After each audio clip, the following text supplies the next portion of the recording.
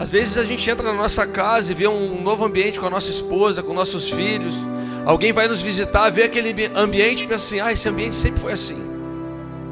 A grande realidade é que todo ambiente é construído, irmãos, em Deus. Isso fala de uma estrutura, de uma instituição, mas também fala de um relacionamento com Deus, de um relacionamento com o meu cônjuge, com a minha família. E quando a gente olha para tudo que Deus tem feito nesse lugar, irmãos, não tem como a gente não se emocionar e não ser grato a Ele, amém? Então eu queria trazer uma palavra para você essa noite. Quero pedir aí 35 minutos da sua atenção. Eu queria falar sobre cooperando com Deus. Eu queria falar sobre isso com você essa noite. Hoje passa um filme, irmãos. Passou de verdade um curta-metragem aqui, né? Imagens de uma construção despertam em nós alguns sentimentos aflorados em ver tudo que Deus já fez em tão pouco tempo. E às vezes parece que nós estamos aqui há 10 anos, irmãos. Parece que nós estamos aqui há muito tempo. E refletindo sobre isso, eu fui levado a trazer à memória tantas coisas já passamos nesse lugar em tão pouco tempo. Quanta intensidade nós temos vivido em Deus através desse lugar que Deus plantou nessa cidade. E sabe o que eu tenho aprendido? Eu tenho aprendido algo com Deus, irmãos. Deus sempre vai derramar sobre mim e sobre você na medida de disposição que eu tenho para entregar e devolver para Ele. Deus sempre derrama sobre a minha vida, sobre a sua vida, na mesma medida que eu tenho de disposição de entregar e cooperar com aquilo que Ele está fazendo. Deus sempre vai provar o nosso coração, irmãos. Sempre. E você vai perceber que no reino de Deus, Deus sempre faz primeiro. No reino de Deus, quem sempre começa as coisas é Deus. Ele é o Criador de todas as coisas. Mas a gente vai ler Gênesis e você vai perceber que desde a criação, irmãos, Ele sempre contou com um ato cooperativo de Deus, dos homens. Deus sempre contou com um ato cooperativo dos homens. Desde a criação nós vamos perceber Deus convidando o homem a fazer parte daquilo que Ele estava construindo. Por quê, pastor? Porque Deus é pai, irmãos. E um pai sempre quer que os filhos participem daquilo que Ele está construindo. Um pai sempre quer impulsionar os filhos a viver o seu destino de acordo com a vocação que Deus entregou para cada um de nós. E nós falávamos aqui essa manhã sobre os filhos, e a gente compartilhava como que filhos podem ser tão diferentes, mesmo sendo criados pelos mesmos pais. Então dentro da minha casa eu tenho uma filha que tem 22 anos, eu tenho uma filha que tem 11. E elas são totalmente diferentes, irmãos. Como pode isso, pastor, se elas desfrutam do mesmo ambiente, do mesmo ensino, do mesmo carinho, do mesmo amor, e ainda assim serem tão diferentes? Como pode isso? É simples, irmãos. Existem características específicas que Deus colocou dentro de você. E você vai ser criado com seus irmãos, com seus pais, mas algumas coisas, desde que você é pequenininho, Deus começa a aflorar, a mostrar. E se você tiver com um olhar bem atento, você vai começar a perceber, e você vai começar a ver desde criança, irmãos, desde pequenininho, aquilo que Deus chamou eles para ser. Não é o que Deus chamou eles para fazer, irmãos. É o que Deus chamou eles para ser, para se tornar em Deus. Porque o fazer é um extrato do se tornar. Fazer algo em Deus é um extrato daquilo que eu me torno em Deus. Tudo aquilo que você vê um homem de Deus fazendo, irmãos, é um extrato de um relacionamento que ele tem com Deus. Por isso, não é o homem que traz Deus para os seus planos, irmãos. É Deus que nos envolve no seu reino, na sua família e consequentemente no seu plano de eternidade. E eu queria ler Gênesis capítulo 2, versículo 4. Abre na sua Bíblia comigo. E nós vamos colocar ali no telão também para você ver. Gênesis 2:4. Olha que interessante isso, irmãos. Deus tem conectado algumas palavras aos nossos corações, irmãos. Eu creio que Deus quer nos alertar sobre algo que Ele vai fazer nesses dias. Então fica ligado aí, bem ligado, não se distraia. Diz assim: esse é o relato da criação dos céus e da terra. quando o Senhor Deus criou os céus e a terra,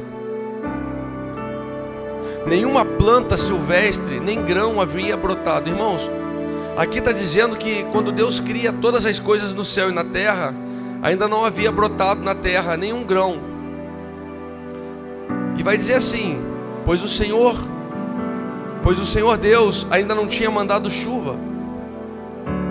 Agora repete comigo assim: não tinha mandado chuva. Fala aí, não tinha mandado chuva. Grava isso, irmãos. Para regar a terra, e não havia quem a cultivasse. Só até aí, irmãos. Quanta coisa preciosa nesses dois versículos, irmãos, nós vamos aprender. Presta atenção no princípio criativo de Deus, irmãos.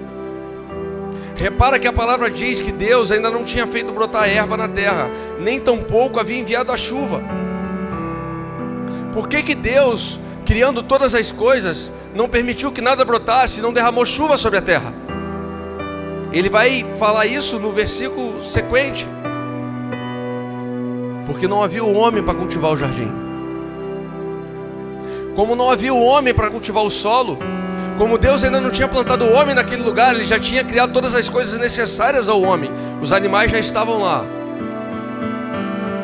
o ambiente já estava pronto. Porém, para que a chuva seja derramada, é necessário que homens estejam dispostos a cultivar.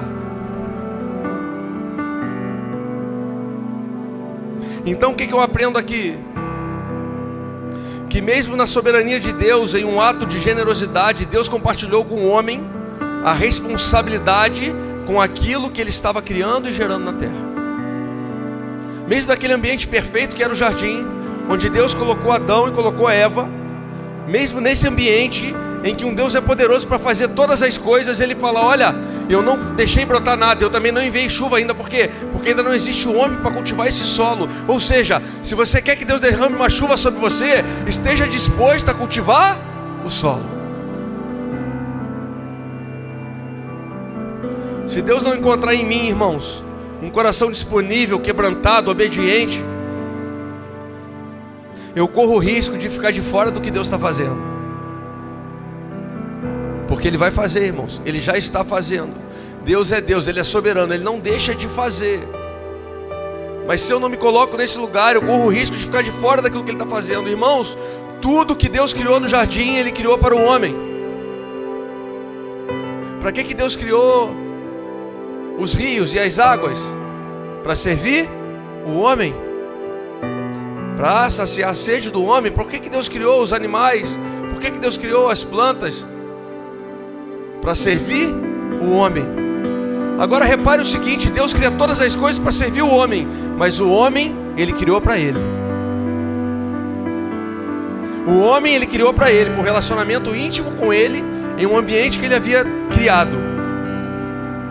Irmãos, tudo que Deus criou no jardim, Ele cria para o homem, para que o homem possa cultivar, mas também para que o homem possa desfrutar. Mas o homem Ele criou para Ele. Por isso eu quero que você entenda essa noite, irmãos, que em primeiro lugar Deus criou o homem para um relacionamento. Mas nesse pacote relacional existe uma cota de responsabilidade, minha e sua. Minha, pastor? Nossa. Existe uma cota de responsabilidade.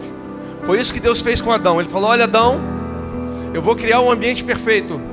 Eu vou criar um jardim onde tudo é perfeito. Vou deixar algumas instruções para você. E eu vou deixar o princípio das coisas criadas prontas para florescer. Mas é necessário que você coloque as suas mãos e cultive e guarde aquilo que eu coloquei diante dos seus olhos. Porque o fato de nós termos um relacionamento não quer dizer que nós não tenhamos responsabilidade com o serviço. Amém? O nosso chamado nunca foi para fazer para Ele, irmãos, e sim para estar com Ele. Você vai ler em Gênesis que Deus criou o homem para Ele. Então o chamado do homem não foi para fazer, foi para estar. Mas quem de fato encontra não consegue não fazer, irmãos. É impossível. Logo, o fato de estar com Deus no jardim não tirou a responsabilidade de Adão de cultivar a terra. Amém? Eu tenho dito aqui, irmãos, que as pessoas têm buscado um grande mover de Deus. E nós temos visto grandes multidões com os braços erguidos e os lábios abertos. Isso é uma bênção. Amém? Nós temos estamos vendo um tempo em que muitas pessoas têm adorado a Deus com os seus braços e com os seus lábios. A pergunta é: onde é que eles estão colocando as suas mãos quando elas não estão erguidas? Aonde nós estamos colocando os nossos pés quando nós estamos saltando e pulando de alegria na presença de Deus? Porque o que Deus vai usar nesses dias não é uma geração que faz barulho, é uma geração responsável, que assume um lugar de responsabilidade em cultivar aquilo que Deus nos entregou. Nós somos privilegiados, por quê? Porque nós vivemos num ambiente de jardim. Pastor, o jardim está fechado porque a palavra diz que quando o homem pecou, Deus expulsou o homem do jardim, fechou os portões e botou ainda os anjos lá para tomar conta dele, para que você não entrasse mais. Mas se você continuar na leitura desse livro extraordinário, você vai ver que Cristo morreu e ressuscitou numa cruz. Nesse momento um véu foi rompido de cima a baixo e você teve acesso à presença de novo. Mas o jardim não foi aberto. O que Adão perdeu não foi o jardim. O dia importante que Adão perdeu não foi o jardim, foi a presença. E agora você tem acesso de novo a ele, a presença. Um lugar de relacionamento, de construção, de intimidade com Deus. Um lugar onde você vai viver íntimo de Deus. Mas não pense que esse lugar não nos chama para cultivar o que Deus tem derramado sobre essa cidade. E deixa eu te falar, Deus está derramando algo sobre essa cidade, irmãos. E eu creio fielmente nisso, e meus olhos não vão me enganar. Os meus olhos abertos, eles podem ver mazelas, eles podem ver pessoas falando que existe uma geração que é irresponsável, que não quer nada com Deus. Eu não creio nisso. Eu creio que Deus está levantando a geração que tem mais fome de Deus que nós já vimos na terra. Eu creio que Deus está levantando uma geração mais avivada que nós já vimos na terra. Eu creio numa geração sedenta, com fome de Deus, que vai clamar ao Senhor, que vai buscar o Senhor como nunca antes. E ainda que meus olhos não vejam, o meu espírito pula e sabe que é isso que Deus está fazendo nesse tempo com essa geração. Agora, o prazer da presença de Deus não exclui a responsabilidade com o serviço no reino de Deus. E aqui é um lugar que nós precisamos encontrar de equilíbrio. Irmãos, esse lugar só está assim. E por que você precisa compreender isso? Porque quando você viu o vídeo ali, você viu que quando nós entramos nesse lugar, não tinha nenhuma dessas paredes, não tinha nada aqui em cima no teto, a parede não estava pintada, estava tudo quebrado. Ou seja, nós encontramos um lugar que estava todo deteriorado. Irmãos, pega no seu espírito aí. Existe um lugar todo deteriorado. Deus está chamando você para colocar as suas mãos, para ofertar o seu coração, ofertar o seu tempo, para que esse lugar seja alcançado e seja transformado pela glória de Deus. Então, quando nós entramos aqui, não tinha nada disso. E talvez você tenha entrado aqui essa noite pela primeira vez. E aí você entra aqui e fala: poxa, que ambiente legal, o ambiente é bonito, é agradável. Irmãos, existem lágrimas, suor e literalmente sangue sobre esse lugar, de algumas pessoas que até se feriram de tanto que trabalharam nesse lugar. Calo nas suas mãos, sangue nos seus pés, muito tempo investido, um coração lançado aqui. Você viu as pessoas ali, Pablo ali, ó, né, Pablo? Pintando as paredes da igreja, Elias, Pedro, tanta gente que está aqui, irmãos, participando dessa construção. Quando você entra, esse lugar não estava assim, irmãos. Esse lugar não está pronto. Deixa eu te falar, o reino de Deus é uma grande construção. Ele está pronto na eternidade, mas na terra sou eu e você que cultivamos, cuidamos, tratamos, assumimos uma responsabilidade, apresentando as nossas mãos, os nossos pés, o nosso coração, o nosso bolso também, para que as coisas sejam transformadas no reino de Deus.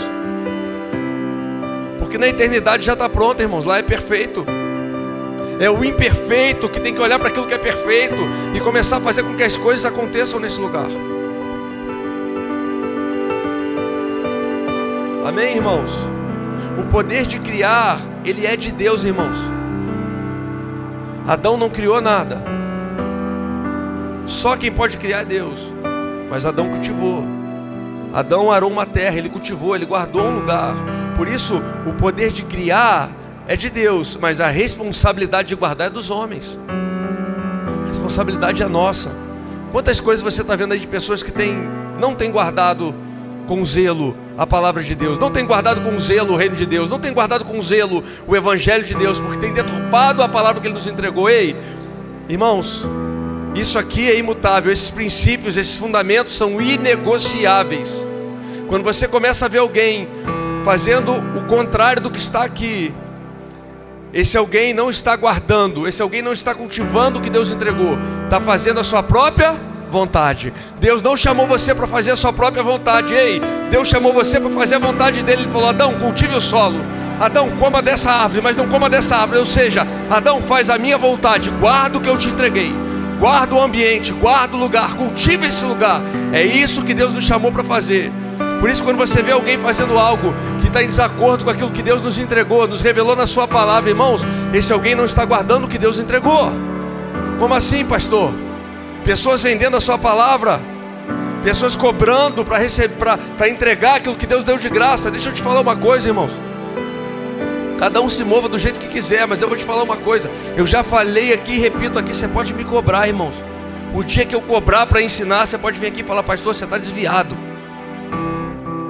O dia que eu cobrar para você entrar nessa igreja, seja quem estiver aqui nesse altar, o dia que a gente cobrar a entrada, o dia que a gente cobrar para o líder ser discipulado, ô irmãos, o dia que você ouvir alguém falar: ei, o Espírito Santo me entregou algo precioso para a gente ficar na igreja, arrasta para cima. Sai para lá, Satanás, diabo. Não, irmãos, isso não é guardar o que Deus nos entregou. Deus nos entregou, está ali, irmão, você tem acesso, pega aquilo ali, coma os rolos. Coma os rolos, mas não deixe que uma cultura interfira na cultura do reino, porque o reino de Deus tem uma cultura, e essa cultura é uma contracultura com o mundo. Não se engane, a igreja não foi chamada para ser agradável ao mundo, ela foi chamada para revelar Cristo ao mundo, e assim despertar o mundo de que ele anda num engano, num lugar equivocado. Por isso não é porque está todo mundo fazendo, não é porque dá certo, não é porque cresce que nós vamos fazer.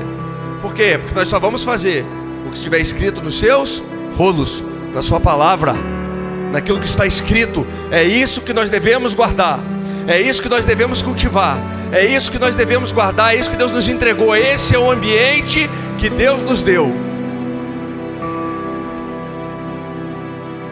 Vamos fazer discipulado, irmãos, vamos fazer mesa, vamos fazer evento de aniversário, vamos fazer conferência, vamos fazer. Não sou contra nenhum tipo de evento que manifeste a glória de Deus, mas deixa eu te falar, se nós não temos como oferecer isso para a igreja, nós não fazemos, porque nós não cobraremos. Esse é só um exemplo do que tem acontecido muito aí fora, e que é um fato de que alguém que recebe algo de Deus não está guardando, não está cultivando. E Deus nos chamou para guardar e cultivar, irmãos, aquilo que Ele nos entregou. Esse é um princípio da criação. Toda vez, irmãos, toda vez que você quiser entender um princípio, se você quiser conhecer a origem daquilo que Deus quer nos revelar, vai na origem, na primeira vez que foi dito. Quando você começa a estudar de forma mais profunda, você vai aprender algo precioso.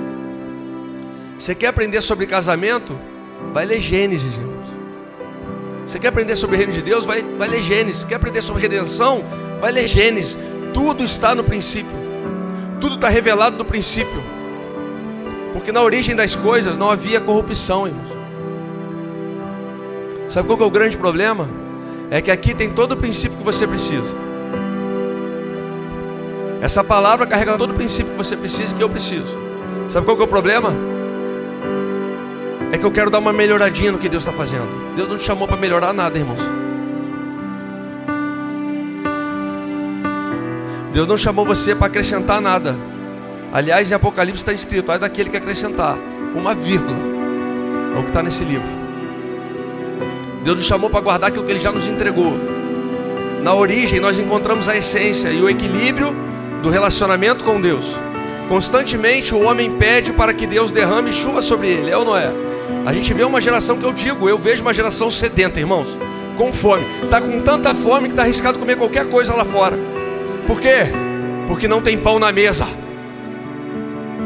Porque tem pessoas que cobram para botar o pão na mesa. Deixa eu te falar uma coisa: ofereça o pão que você tem, irmãos. Ah, pastor, eu só tenho 5 pães e 2 peixes. Alimentou uma multidão, querido. E Ele não cobrou nada por isso. Ele só ofereceu. Foi isso que Ele ofereceu. Constantemente nós ouvimos uma geração que se reúne e clama: Senhor, derrama uma chuva sobre nós. Derrama, Pai, um avivamento sobre nós. Deixa eu te falar, irmãos, o avivamento começa dentro, não vai começar fora. Se você ficar esperando ver uma multidão pulando e cantando para que você seja avivado e tomado por Deus, você vai ficar distraído onde você está, e você vai deixar de desfrutar o que Deus está fazendo. Não importa o que Ele está fazendo fora, importa o que Ele está fazendo dentro. Por quê? Porque quando você cultivar o que Ele está colocando aqui dentro, quando você cultivar o que Ele está fazendo aqui dentro, do lado de fora as coisas vão começar a aparecer. Do lado de fora as pessoas vão começar a queimar. Aquele que estava morto vai voltar à vida. Aquele que estava cego vai enxergar de novo. Por quê? Porque existe algo fluindo de dentro de você. Todo aquele que crê em mim, conforme as minhas escrituras, do seu interior fluirão rios de águas vivas. Fluirá da onde as águas vivas? De dentro. Então, por mais que a gente peça para que Deus derrame, Deus está falando: olha, você pode até pedir para me derramar, e eu posso derramar se você quiser cultivar, mas existe algo que eu coloquei aí dentro. É desse lugar que vai fluir a água, é desse lugar que vai fluir vida, de dentro de mim e de você. Mas isso não impede que você peça: Senhor, derrama uma chuva sobre a nossa cidade. Senhor, derrama águas sobre nós. Porque Isaías, como a gente disse no início aqui, a palavra é clara do profeta. Ele fala: olha, Deus vai derramar água sobre o sedento, sobre aquele que tem sede. A pergunta que eu faço de forma muito sincera para mim, e se você quiser fazer ela para você, você pode fazer, é: se a chuva for derramada, você está disposto a cultivar o solo? Você vai pegar o arado? Você vai pegar as suas ferramentas? Que ferramentas, pastor? Eu não tenho ferramenta, eu não tenho enxada, eu não tenho pá. Não é dessas ferramentas que eu estou falando. Eu estou falando do dom de profetizar que Deus te entregou para cultivar a terra. Eu estou falando do dom de cura que Deus te entregou para cultivar a terra. Eu estou te falando do dom da palavra que Ele te entregou, do dom de ensino que Ele te deu. Para quê, pastor? Para cultivar uma terra. Você está pronto para cultivar o solo, irmãos? Você está pronto para lançar suas sementes? É agora que você fala assim: eu estou, pastor. Eclesiastes capítulo 11. Pastor, é que sabe o que é? É que eu ainda não vejo a nuvem se aproximar. E como eu não estou vendo chuva, então já que eu não estou vendo chuva, pastor, eu vou esperar que haja uma estação perfeita. Abre Eclesiastes 11 aí, irmãos. Olha o que Deus diz lá, para nos despertar, para arrancar de nós uma desculpa. Está escrito assim, ó: envie os grãos de sua colheita mar afora, e com o tempo isso lhe trará retorno. Invista seus recursos em vários lugares, pois desconhece os riscos adiante. Eclesiastes 11, 1. Vou para o 3. Quando as nuvens estão carregadas, vêm as chuvas. Quando a árvore cai para o norte ou para o sul, ali permanece. Agora olha o que diz o 4. O agricultor que espera condições de tempo perfeitas nunca semeia. Ah, pastor, sabe o que é? Que eu preciso resolver um problema. Amém, irmãos? Vai resolver o seu problema. Ah, pastor, sabe o que é? Eu preciso organizar a minha vida. Amém, irmãos? Vai organizar a sua vida. Ah, pastor, sabe o que é? Eu preciso cuidar da minha casa. Vai cuidar da sua casa, irmãos. Mas aprenda uma coisa, irmãos: não existe dualismo no reino de Deus. Nos céus não tem dualismo. Por isso você cuida dos seus problemas, você cuida da sua casa, você cuida do seu casamento, e você continua fazendo todas essas coisas no meio do seu povo e no meio do povo do reino de Deus. Você não sai desse lugar. Por quê? Porque senão a gente vai ter sempre uma desculpa para não semear. A grande verdade é que todo mundo tem uma boa desculpa para não estar aqui essa noite. Todo mundo tem uma boa desculpa para não estar aqui essa noite. Pastor, que é aniversário do meu irmão, aniversário do meu amigo. Pastor, que tinha um futebol para mim jogar. Pastor, que tinha jogo, hoje tem Brasileirão. Pastor, é porque hoje tem o campeonato de tênis. Sei lá, qualquer coisa que você goste, irmãos. A gente sempre vai ter uma desculpa para não viver o que Deus tem. A gente sempre vai ter uma desculpa para não colocar a mão no arado que Deus colocou na nossa frente. A gente sempre vai ter uma desculpa para não usar o dom que Ele nos deu para a edificação do corpo, para a edificação do reino de Deus. Irmão, você não foi chamado para sentar numa cadeira de igreja, abrir um bom sermão e ouvir um bom sermão. Você não foi chamado para isso, irmãos. Você não foi chamado nem para ser crente, irmãos. Porque Cristo não era crente, não fundou uma religião. Cristo revelou um reino. O que Cristo veio fazer na terra não foi fundar uma religião, irmãos. Cristo veio revelar um reino, e esse reino é extraordinário. Nesse reino, o maior deve ser o menor. Grande é aquele que serve. Felizes são os que choram. Nesse reino, as coisas vão na contramão daquilo que você vê, daquilo que você ouve, daquilo que tenta colocar na sua cabeça. É esse reino que Deus nos chamou para viver e para cultivar uns com os outros. Por isso está escrito no versículo 4: o agricultor que espera condições de tempo perfeitas nunca semeia, e ele fica observando cada nuvem e não colhe. Assim como é impossível entender o caminho do vento ou o mistério do crescimento do bebê no ventre da mãe, também é impossível entender as obras de Deus que faz todas as coisas. Irmão, você não foi chamado para entender, você foi chamado para crer. Pastor, eu não entendi ainda. Vai fazendo, irmãos, vai sendo guiado por Ele, vai construindo com Ele. Não importa se você ainda não entendeu, você está caminhando sobre a palavra, vai sendo guiado por Ele. Você acha que Noé sabia o que ele estava construindo? Para uma estação que ele nunca viu. Deus chama um cara para construir algo que não existe para uma estação que nunca houve. Ele podia falar: Senhor, eu não estou entendendo, afinal de contas eu nunca vi a chuva. Senhor, eu não estou entendendo, eu nunca vi um barco, que negócio é este barco? Mas a palavra me ensina, irmãos, que assim como é impossível entender o caminho do vento, os mistérios do crescimento do bebê no ventre de uma mãe, também é impossível entender todas as coisas que Deus está fazendo nesses dias. Por isso, não se distraia com seus olhos abertos. Não se distraia, vão confundir você, vão enganar você, vão tentar distrair, vão tentar desanimar você. Não. O que os nossos olhos abertos naturais estão vendo não são capazes de desanimar ou de inibir aquilo que o Espírito está fazendo. E Ele vai dizer: semeie pela manhã e continue a trabalhar à tarde, pois você não sabe se o lucro virá de uma atividade ou de outra, ou talvez de ambas. Irmãos, nós aqui estamos há um bom tempo falando sobre um evangelho cooperativo. As Escrituras revelam através de Cristo o desejo de Deus de ter um povo proativo. A igreja não é reativa, irmãos. A igreja é ativa.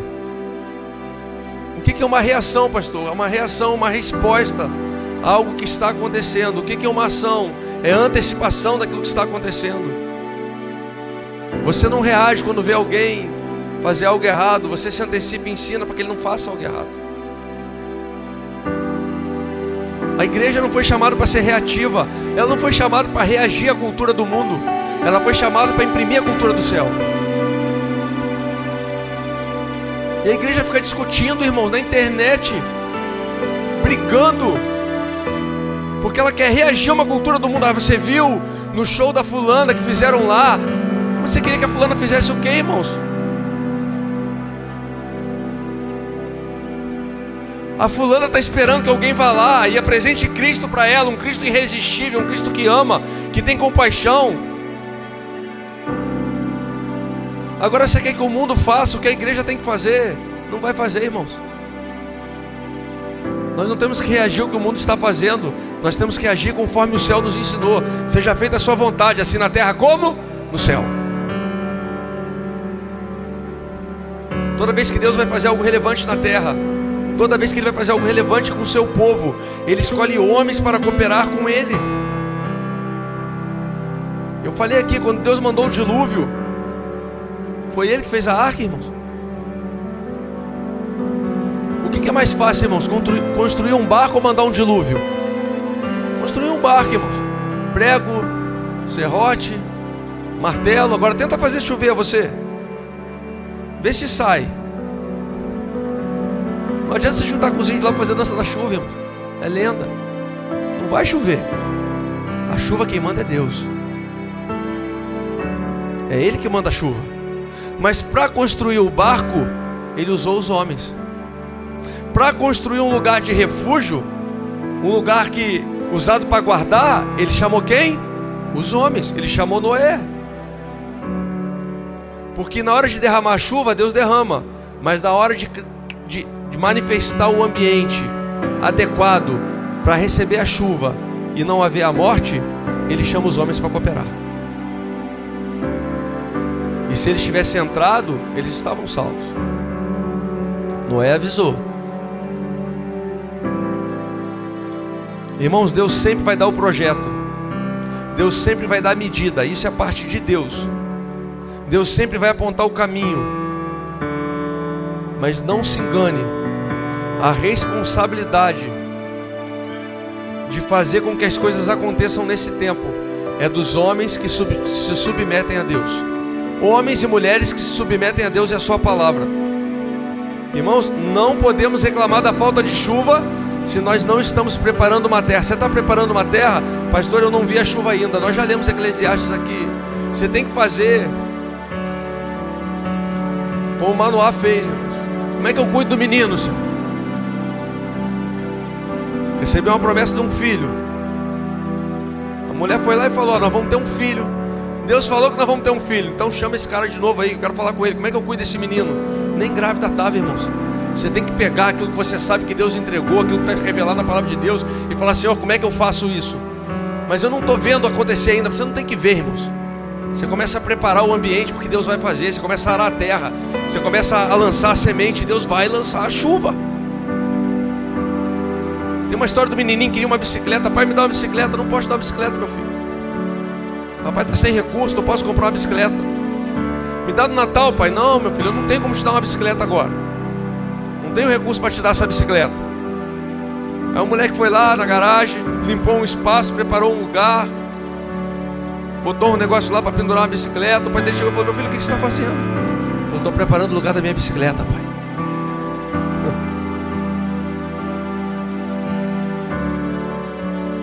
Ganhou uma bicicleta, irmãos. O pai olhou para o menino e falou: meu Deus, Deus faz assim com a gente, irmãos. Ele olha para mim e para você e fala: cara, eu tenho uma chuva enorme para derramar sobre esse lugar. Eu só preciso que você comece a cultivar a terra, preparar o solo. Eu só preciso que você pegue e coloque as suas mãos no arado.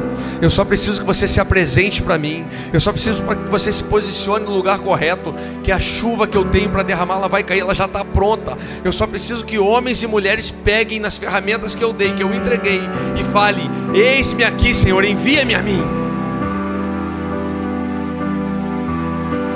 Quando Deus vai libertar o povo, Ele não deu uma ordem direta para Faraó.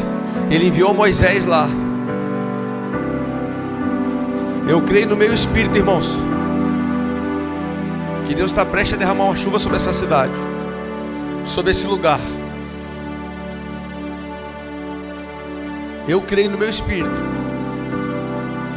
que nós vamos ver, vamos vivenciar, vamos experimentar de uma grande chuva, de um grande avivamento de Deus nesses dias nessa cidade. Na cidade de Friburgo. A pergunta que eu me faço é: será que Ele pode contar comigo? Deus pode contar comigo, com você, irmãos?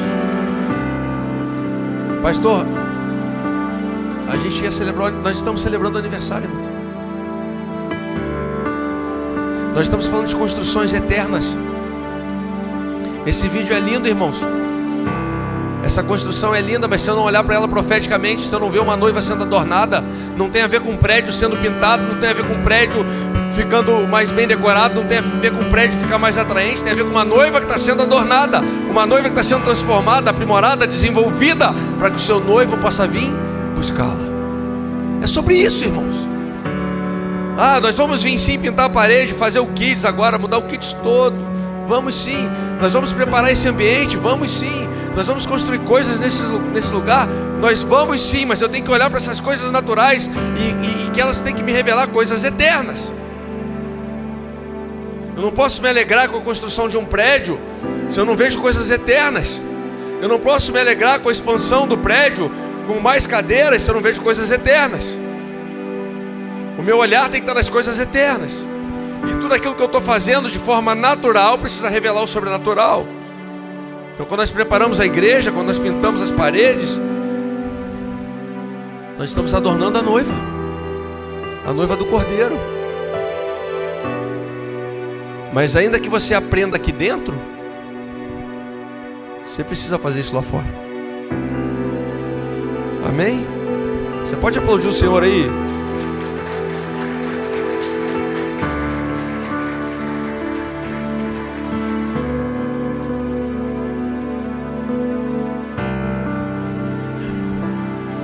Se você me perguntasse essa noite, irmão, de verdade, o que eu estou vendo, se eu soubesse eu cantava para você. Talvez Davi saiba. Eu vejo uma pequena nuvem. Se você falasse, pastor, o que você está vendo?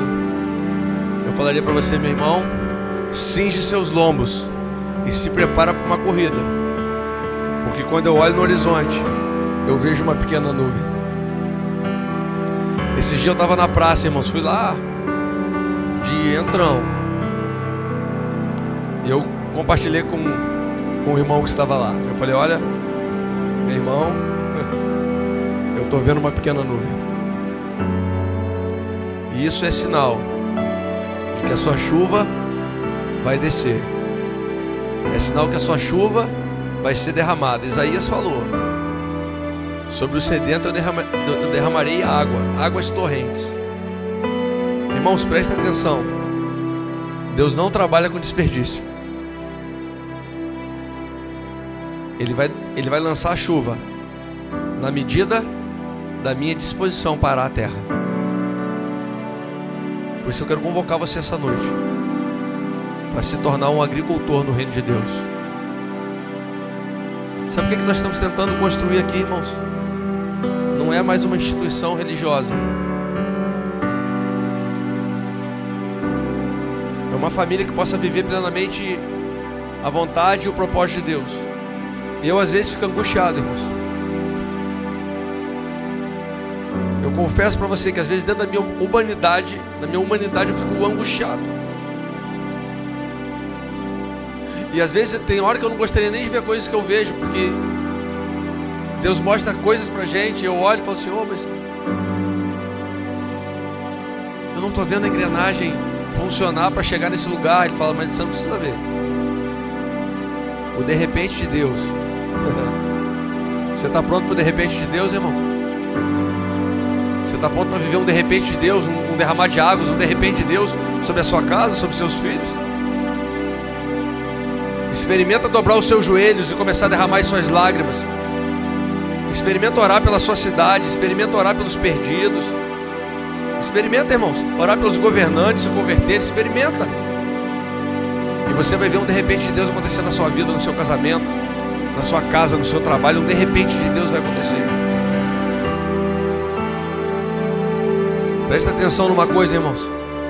Quando uma geração teve fome, Ele derramou pão sobre eles. Quando a geração teve sede, Ele fez a água brotar da rocha.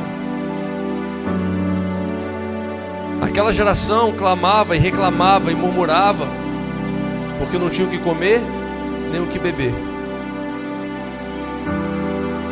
Eu não quero que você murmure, porque isso vai fazer com que você permaneça em lugares que Deus não tem para você. Mas eu quero que você clame, porque mesmo murmurando, o fato de clamar atraiu um favor do céu. Mesmo sem entendimento, fazendo o certo da forma errada, eles atraíram um favor do céu. Por isso eles tiveram fome, Deus derramou maná sobre eles. Eles tiveram sede e a água, ela brotou da rocha, irmãos. Aí eu te pergunto, pelo que você tem orado nesses dias? Pelo que você tem clamado nesses dias? Pelo que você tem clamado, irmão? Jeremias capítulo 29, versículo 12. E eu já estou terminando. O pessoal do louvor, se quiser me acompanhar aqui, eu estou terminando. Jeremias 29, 12 diz assim: naqueles dias, quando vocês clamarem por mim em oração, eu os ouvirei. Irmão, sem oração nada vai acontecer. Não, pastor, que agora nós somos uma igreja mais moderna, entendeu? A gente... Não, irmãos. A Bíblia não pode ser modernizada. Ela é perfeita. Ela é inerrante. Sem clamor, sem oração, pode até dar certo, mas você corre um grande risco. Dar certo naquilo que Deus não está. E Jeremias continua dizendo assim: naqueles dias, quando vocês clamarem a minha oração, eu os ouvirei. Se me buscarem de todo coração, me encontrarão. Pastor, eu quero encontrar com Cristo. Quer? Fica de pé comigo no seu lugar, irmãos. Fica de pé comigo no seu lugar. Pastor, eu quero encontrar com Cristo. Então clame, irmãos. Apaga o seu... Abre os seus lábios. Começa a clamar. Porque a palavra perfeita, verdadeira, inerrante, fiel, diz que todo aquele que clama, escuta. Todo aquele que busca de todo o coração, encontra. Pastor, eu vim aqui essa noite porque falaram que tinha comemoração de aniversário. Não, irmãos. Você vem aqui porque tinha um encontro marcado com você.